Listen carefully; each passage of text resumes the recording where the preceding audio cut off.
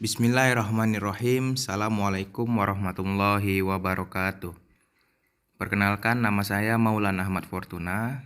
Di sini saya akan menjelaskan fungsi inversi dan komposisi fungsi pada matematika diskrit. Baik, yang pertama saya akan menjelaskan apa itu fungsi inversi.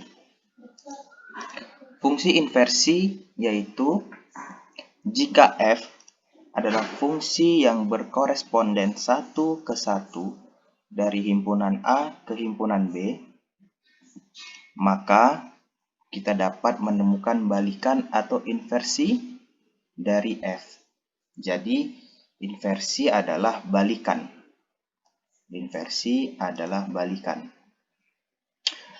Kemudian fungsi inversi dari f dilambangkan dengan f pangkat negatif 1 atau disebut fungsi inverse. Kemudian fungsi yang berkoresponden satu ke satu sering dinamakan juga fungsi yang invertible atau dapat dibalikan. Karena kita dapat mendefinisikan fungsi balikannya. Kemudian sebuah fungsi dikatakan not invertible atau tidak dapat dibalikan jika ia bukan fungsi yang berkoresponden satu ke satu, karena fungsi balikannya tidak ada. Lalu, apa itu fungsi yang berkoresponden satu ke satu? Di sini sudah ada contoh. Bisa kita lihat. Di sini ada himpunan A yang beranggotakan A, B, C, dan ada himpunan B yang beranggotakan 1, 2, 3. Fungsi berkoresponden satu ke satu jika ia fungsi satu ke satu dan juga fungsi pada. Nah, di sini fungsi satu ke satu itu jika tidak ada dua elemen dari himpunan A yang memiliki bayangan yang sama. Kita lihat A ke 1, B ke 2, C ke 3. Tidak ada bayangan yang sama dari elemen himpunan A. Kita kembali lagi ke fungsi inversi. Sini kita lihat ada himpunan A dan himpunan B. Himpunan A disebut juga sebagai daerah asal atau domain, dan himpunan B disebut sebagai daerah hasil atau kodomain. Kita lihat A ke B, fungsi A. Kemudian kalau kita inverskan, maka menjadi B. Fungsi A, fungsi inversnya B. Kebalikan dari A ke B, B ke A. Kita lihat contoh lagi. Di sini ada himpunan A, di mana himpunan A beranggotakan 1, 2, dan 3, dan himpunan B beranggotakan U, V, W. Fungsinya itu adalah 1 berpasangan dengan U, 2 berpasangan dengan W, 3 berpasangan dengan V. Ini adalah 1 berpasangan dengan U, 2 berpasangan dengan W, dan 3 berpasangan dengan V. Lalu fungsi inversenya gimana? Fungsi inversenya itu kebalikannya. 1 ke U menjadi U ke 1. 2 ke W menjadi W ke 2. 3 ke V menjadi V ke 3. Ini dia. 1 ke U ke 1. Itu fungsi inversenya. 2 ke W ke 2. 3 ke V menjadi V ke 3. Ini fungsi inversnya. Lalu kita ke contoh soal. Nah, di sini ada contoh soal. Tentukan inversi fungsi f(x) sama dengan x kurang 1. Oh, di sini harusnya tambah. Kita ganti dulu. Nah, di sini ada f(x) sama dengan x kurang 1. Kita ketahui dulu, x ke y sama dengan fx sama dengan y. Kemudian Y ke X sama dengan F inverse Y sama dengan X. Kita jawab, soalnya Fx sama dengan X kurang 1, kemudian Fx itu kan sama dengan Y, berarti di sini Y sama dengan X kurang 1. X-nya kita turunkan ke sebelah sini, sama dengan Y kita turunkan ke sebelah sini, dan kurang, karena dipindah luaskan menjadi tambah. Berarti X sama dengan Y tambah 1. Jadi hasilnya F inverse Y sama dengan Y tambah 1.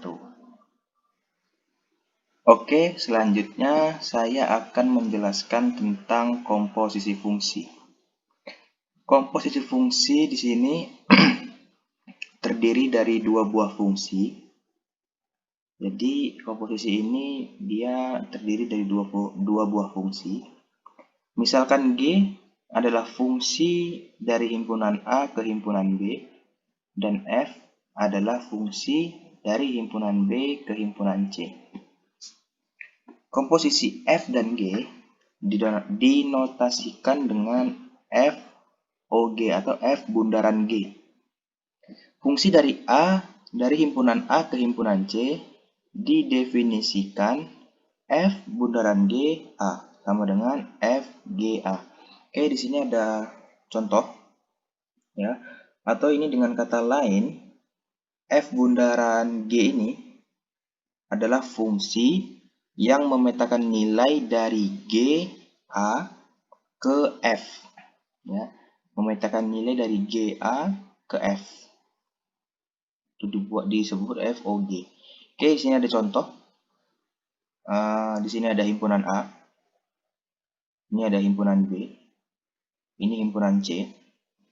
Ini fungsi A dari himpunan A ke himpunan B, fungsi G. Dari himpunan B ke himpunan C,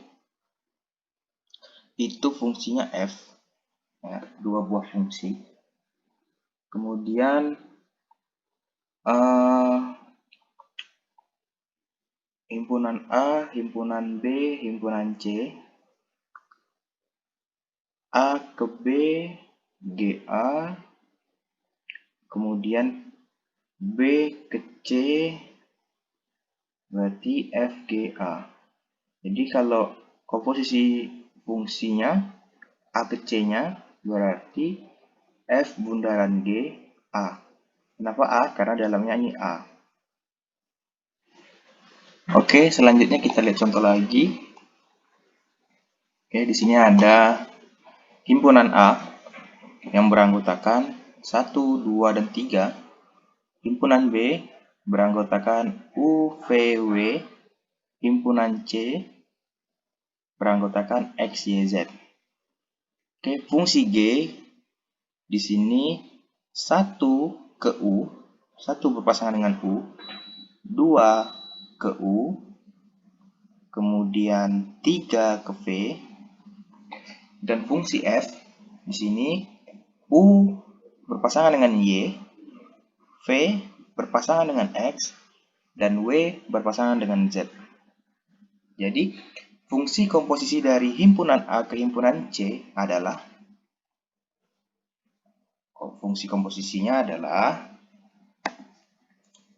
F bundaran G beranggotakan 1 ke Y, 2 ke Y, dan 3, oke maaf, di sini seterusnya 3. Dan 3 ke X.